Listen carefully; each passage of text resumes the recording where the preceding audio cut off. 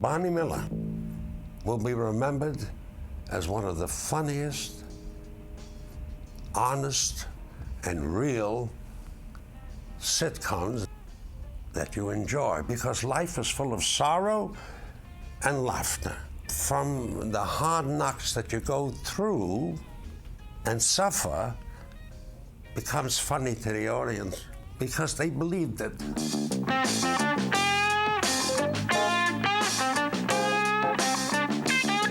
The teacher came into the class and she says, well, we're casting for a play called Candlelight. We have only one role open, that of a 50-year-old Baron von Richthofen. Who would like to audition? I raised my hand along with the 30 children. She looked around the room and she says, I think you'll do. What is your name? And I said, Abe. She says, you look old. I'll give you the role. And that's how it started since the age of 6. The original pilot of Barney Miller, I agreed to do it. I was doing a musical at the time. I was doing Pajama Game on Broadway. And, but we had a clause in the contract. They had to let me out to do a pilot. I went out to California and did the original pilot, which was with a different cast and had a kind of a different texture. It was the life and times of Barney Miller, and it was half the home life, half a family sitcom, and the other half in the squad room. I'm an athlete, actually. Have been all my life. And I was jogging on the street and my agent came running. He says they're casting for a sitcom called Barney Miller. And I'd like you to go up immediately, go to Studio City, and the producer is there, a man called Danny Arnold, and he wants to see, they want to see you. Danny told me he actually came up to audition for a different part. He came up to audition for the part that turned into Yamana. There was a different character written at the time. In the first pilot, I can't remember his name. I think it was he had an Italian name, the guy who sat at that desk. And Abe came up for that part because he was just off the Godfather. And Danny took one look at him and said, I got the part for you. I guess you saw it was just a physical thing, really. Now they've seen my work in The Godfather. I went in there and I thought I was going to audition, but he kept talking to me. He says, we have a role here, the old cop in the precinct. He's a very tired old cop. And he's the oldest one in the precinct. Detective Fish, his name is. And you look like you have hemorrhoids. I said, what? What is it? Are you a doctor or a director? Yes, he examined me and said what he's been saying for 18 years. I need an operation. Well, at least we'll save some money. All the ointment I've been buying for 20 years. We could have bought a boat. Don't cry, Bernice. You'll just aggravate my condition. He said, you look like Fish in my mind when I wrote the role. You got it. I couldn't get anyone to do anything to me. For any amount of money. And that pilot did not sell. So I went back to Broadway. Did you know an Einstein flunked math in school? So did I. That's right, and you made Sergeant. Just goes to show you, don't it? Danny, I guess, knew the potential for that situation that he had in mind, and he got ABC to do 2 more episodes. I remember getting a call from my agent. They said, well, you got an audition. It's a cop show, but I don't know, it's a comedy. Like, so you maybe don't want to waste your time, you know. And I said, that sounds cool. And I went in and I met Danny Arnold. Danny mortgaged his house and bought out the deficit finances, so he was in charge, produced the the next 2 episodes of Barney Miller with a different cast. I auditioned for the role that had been in the first pilot, Kaczynski. So in a way it was, he ended up changing the name to Wojciechowicz when they offered me the part. He told me that it was a cop who saw everything in terms of black and white. He said, I did this pilot once before. I had an actor. I really liked him. Unfortunately, he's directing a play in New York right now. He's not available. And you're really not anything like him.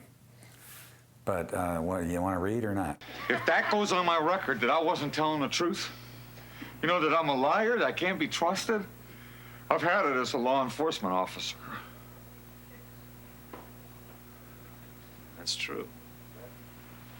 It is? I mean, I wasn't expecting you to agree with me. And I read, and when I left, he said, you showed me there's another way to do it. Danny said to me, actually, we were having dinner, actually, I think when we were shooting the 2 episodes, and someone at the table asked him, why was I selected? What he said was, he had seen the Rothschilds, and he wanted to imbue the character of Barney with a sense of Talmudic justice. That was his phrase. The character had to be able to see that the distance from one side of the table to the other side of the table, from the cop to the perp, wasn't that far. Even the CIA, at its most cunning, could they come up with a group like that? I used to see certain characters around the Lower East Side, the mafia type and this kind of thing, and so I didn't need any research. I was brought up with this kind of personality. And there, but for the grace of Lord knows what, go all of us. And I think that sense was what empowered the whole series.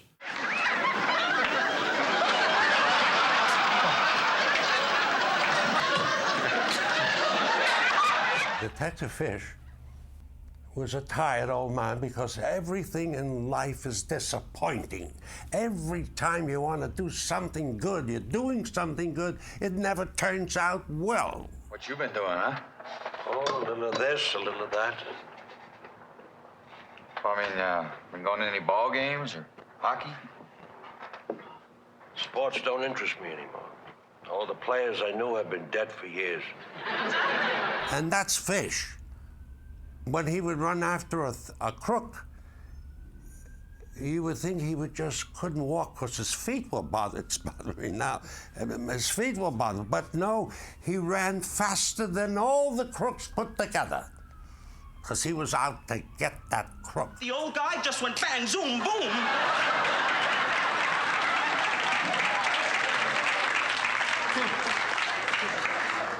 Yeah. I mean, how'd you do that? That's got to be 12 feet across there, huh? What do you think, you're playing with kids? And I just went into it cold and developed it as the lines suggested me to do or what to say. Danny wrote the original scripts, and they were pretty direct and pretty well outlined, let me put it that way. Each one of the characters was a part of Danny, but another part of his genius was that he would see something in actors and he would connect in with that. We are the sum total of our experiences, and we dig into our experiences and pick those out that propel a character out that fulfills what the writer wrote. That's the whole function. Oftentimes, Wojo was the reactionary. We can't have this. And then Barney would have to come in like a father figure and say, you did what? You made this call? Or why are we getting involved in this? So there was some of that in terms of the actor and, or the characters of Wojo and Barney that you didn't really have with the others. With others of us, where he created the character first, he saw stuff in us. And so it was a reiterative process that went on, you know, back and forth between the writers and the actors as we saw how people approached material and what people did with it. Max, the person, is very passionate about causes and stuff, and I think maybe Hal, not so much, just more of a regular guy, you know, regular working actor with a wife and kids, and just like his character had a wife and kids, and that was what worked. It seemed that whatever Fish did and the way he spoke, I seemed to recognize right away. I was just doing it. Just doing it. Where are you going, Fish, they would say. And I'd say, I'm going to the bathroom. Harris and Wojo are chasing him through the sewers. For the sewers? Yeah. Down there? I'd better wait.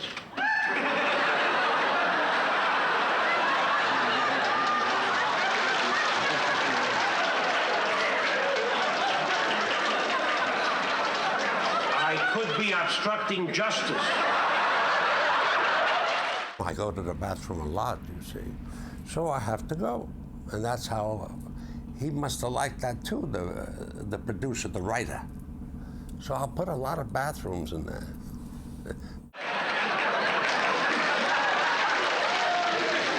I gotta go to the bathroom. Downstairs. When he goes to the bathroom, he goes very slowly because he's a tired old cop. And he's also very pessimistic because every time you're going to you're going to collar somebody, so to speak, you're going to arrest somebody, it never works out the way you wanted it to. I'm always disappointed. So that's the way I was, Abe Vigoda. So I just did that. And it worked. It became real. It became fun. That's the good word. It became fun. I was never acting, just like in The Godfather. I was not acting in The Godfather, and I'm not acting in Fish. But it's a different person, a different character. Fish is altogether different than The Godfather, Tessio. No comparison. Yeah. When you had this detail and you were out in the park, what did you do? I mean, did you use the men's room or the ladies' room? I waited. That's no alternative. My feet were bothering me. I had hemorrhoids, all that stuff. Why would you laugh? Why would I laugh? Why would I think of it? Why? I never thought I had hemorrhoids. I told them I don't have hemorrhoids as a person, but they thought I did.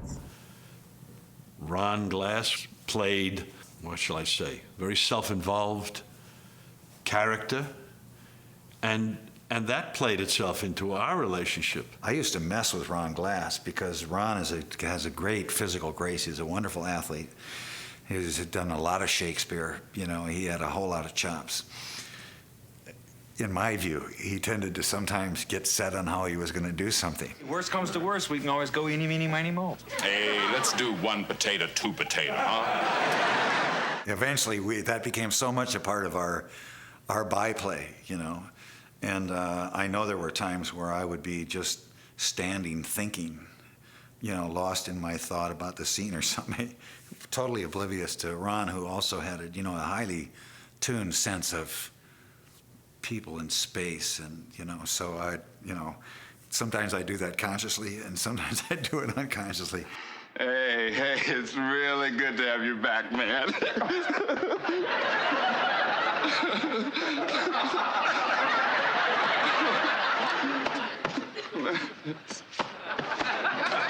Sorry. Wojo brought this energy into being a detective. He had to struggle with a whole lot of other things that came very easily for everyone else. Hey, Barn, Inspector Luger's out there fiddling around with the bazooka. Wojo, I had a long talk with him, man. He's fine. He's okay. You mean he's not thinking about, The man said it never entered his mind. Oh, yeah? At least not until we brought it up. So you had to drag me into it, huh? You could say, well, why would this guy that's come back from Vietnam, he's seen all this stuff, he has all this kind of personal power, what's his relationship with Captain Barney? Listen, if you keep coming out and jumping in there and showing us how to do it, we're never going to get to learn to be good cops ourselves. You got to back off, Barn. Give us a crack at it. It was that he just had so much respect for what he saw in him.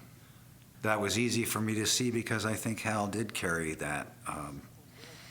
He does carry that kind of Talmudic justice sensibilities with him. I mean, Max was this teddy bear who had this tremendous thirst for knowledge that he knew he didn't have. So he was always looking things up and checking out, and in the process, knocking over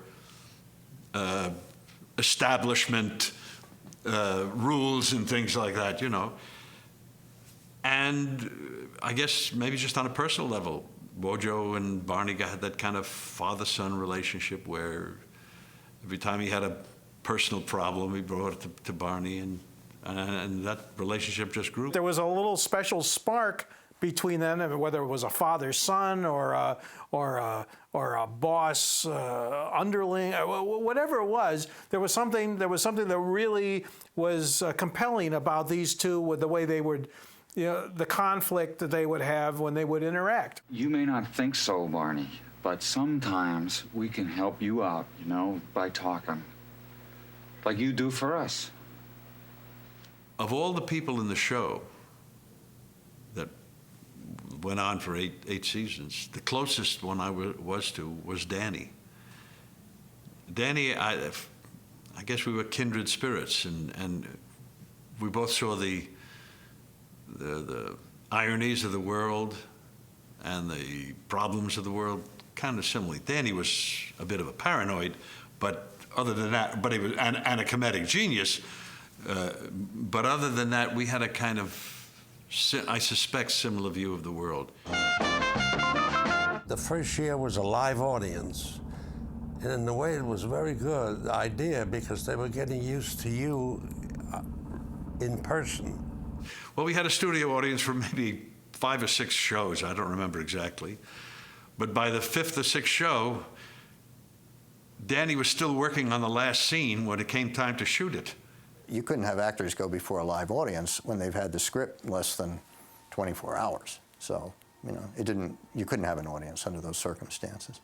So we couldn't have an audience because we didn't know what the ending was going to be. A lot of times Max would come over and say, I wish I knew this was the ending because I would have done the stuff in the prologue in Act 1 differently. I didn't know it was going there. And we would say, we didn't know. Oh, what you're asking, did we know? And you couldn't do half a show or 3/4 of a show for an audience. So they canceled the audience. The audience was telling me, he does this, and we laugh. And I didn't think it was funny. I'm not looking for laughs. I'm looking for the character. But there seemed to be laughs. The more serious I was, the more they laughed. We did get away from the studio audience very fast because people are there to laugh, and they kind of laugh. It's almost like a little head fake, and they'll laugh. And we did the show without an audience. And we never had an audience after that, because Danny was so compulsive about having it done exactly, or the way he put it, there is no reason to do this unless we do it as good as we can do it. Don't have an audience. You can get the real stuff, close-ups and stop and go, you know, and then you've got it. This way you improvise, you just go with it. We had a lot of very funny and wonderful actors on it. I don't have to tell you, it's probably the best company of actors ever assembled in television. And we come up with hysterically funny stuff. I fell in the sewer. And then Danny would see it and he'd say, no, let's stick with it. You have friends in here? Well, I have friends out there. Now, Miss Elizondo, somebody is going to get killed because this place is going to be cleared out one way or another. Now, I don't know about you, but I don't have enough friends that I can afford to lose even one. He'd always ask you the question. He'd say, would you go for help to a police officer who behaved that way? So you were always constrained. You had to maintain. I also think that there was an element that came out in the movie Network. I'm mad as hell and I'm not going to take it anymore. And I think so many of the people who trudged into the squad room were saying that not in those words. They were mad about something and we're not going to take it anymore. And the series would really play if the cops would go, you know what, you're damn right. I'm sick of this too. And now Barney's got to get in and say, whoa, whoa, whoa. You know, this is out of our purview. There is no work on Monday. If I don't finish... There is no more work. You are retiring today. It wasn't just another television series. These were actors doing fine work as actors. When Abe was still there, he used to sit, even through our breaks, he would sit there, you know, at his stage, stay at his seat, twirling his pencil. He'd just stay right in that groove. You know, he did have a different way of working. I felt I was a real stage actor again, because when you do stage, you do all kinds of roles. You do John of Gaunt and Richard II, and you do characters like Fish. On the Fish Show, I played a woman. Yes, dear. I'm going on looking for a gangster and makeup. They gave me a dress. It was a lot of fun, all that stuff. Morning, Fish. Morning. We did a show where a guy who committed suicide in the bathroom. Jono, give me a hand. What's going on, Fish? How do we play this? I mean, how do we deal with the fact that somebody's just died here? It's funny, but you know, how do we deal with it? And I remember Abe said, I know. We should play it with a loose hat. Oh, I got it somehow. You know, the old, when the guys wore the fedoras, you know, they'd pull it down here, Sam Spade, or they'd tip it up, you know. But I remember Al and Danny looking at each other like, what in the hell is he talking? Because he was, you know, operated in another world. You know, his thought was that you sort of learn the lines, and then when it comes to the time of the line, let the mind be as free as a bird. This is Detective Fish, 12th Precinct. Look, we got a customer, suicide, electrocution in the men's room. Men's room, right. Abe wasn't that old. Abe was only about 10 years older than me. That's right, he's 90 now. He was only about 10 years older than me. And yet there was that, you know, the face that had the world on it. He just saw it in his speech and his demeanor that this was going to be an iconic figure, and he was. Probably more people remember Fish than Barney, and he was only on the show 3 years because he spun off to his own show. I was on 3 years at the Precinct, and then my own character, then Fish, was another 2 years. So I had 5 years with Detective Fish, not 8 years. But they always thought I was on 8 years, as if there was someone in the walls, the Detective Fish still here. But I was in a group home with children and a wife. You're all very capable, no question about it. It's a matter of time and experience. Landisberg was that kind of laconic, dry wit that either Barney appreciated or drove him crazy. Danny Arnold, who created us all, and Danny saw me playing a Viennese violinist on a show called Friends and Lovers, the Paul Sand show. And I remember saying to Danny, why were you watching that show? Because it didn't seem like his kind of show. I was playing a Viennese violinist in the Boston Symphony. And he said, I wasn't, my kids were watching. So he liked what I did, and he said, he actually complimented me. He said, this guy's funny, too bad he's German. And I was doing Viennese, really. But then he found out I wasn't. He hired me as a crook. All I did was offer Bibles in exchange for a small donation to the church. Tell him what church. What church? The Church of the Street. And little Ron Carey, who played Levitt, who's gone now too, unfortunately, he was a burglar first. And Danny had no qualms about bringing us back as cops. And of course, 2 guys left the show, so there was room for us. Abe Vigoda was Fish, and Gregory Sierra was Chano, and they both left. So otherwise, it would have been too crowded, you know. The producer always made it clear, Fish is not being replaced. There is no other Fish. When you leave, you're Fish wherever you are, and he was another character. And the name of his character, Dietrich, was Dietrich, not Detective Fish. The last 5 years, I was a cop. They did say this: when you leave for your own series, Fish, you got to come back to Barney Miller on occasion, and which I did. In other words, it didn't say Detective Fish has left. No, he will come by every once. That's what did happen. Nick? Yo. You take care of yourself. You too. Jack's character, Yamana, was a betting man. So was Jack. They both liked to bet. Mostly, I just remember how much fun it was to work with Jack. And then, unfortunately, he got sick pretty early. Jack had that organic. Ron Carey used to say organic. When you're organically funny, you can't learn it. It's just there, you know. You got those chops. You have those comedy chops. I knew Jack as an actor, and he was funny. I mean, he was just naturally funny. When Jack died, there was a question of how we were going to deal with it. He'd been on the board as being assigned to the district attorney's office. So how are we going to deal with it? We couldn't ignore it. There were those of us, myself included, who thought it would make a great script. That is, the fact that he had not been at the district attorney's office, but didn't want anybody to know he was sick. And we would deal with, the characters would deal with their relationship with Jack, would deal with death. Danny said, no, I don't want to trade on Jack's death. And so he did a memorial show for Jack, where the actors, Al Linden, Max Gale, Ron Glass, Steve Landisberg, each, and he didn't script it.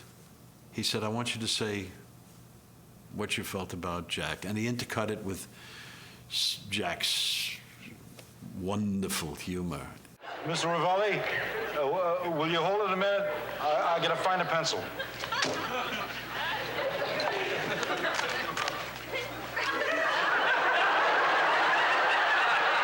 And I remember to this day what I said. Now, Jack Sue had a Chinese name, but he was Japanese. Jack Sue was born Goro Suzuki, and along with many other Japanese Americans, spent a good deal of World War II in detention camps on the West Coast. It was an indignity he never forgot. He never resorted to bitterness. It was always humor. Everything was dealt with, and that was his way of dealing with life. So Danny dealt with his death that way, with humor. Here goes. Not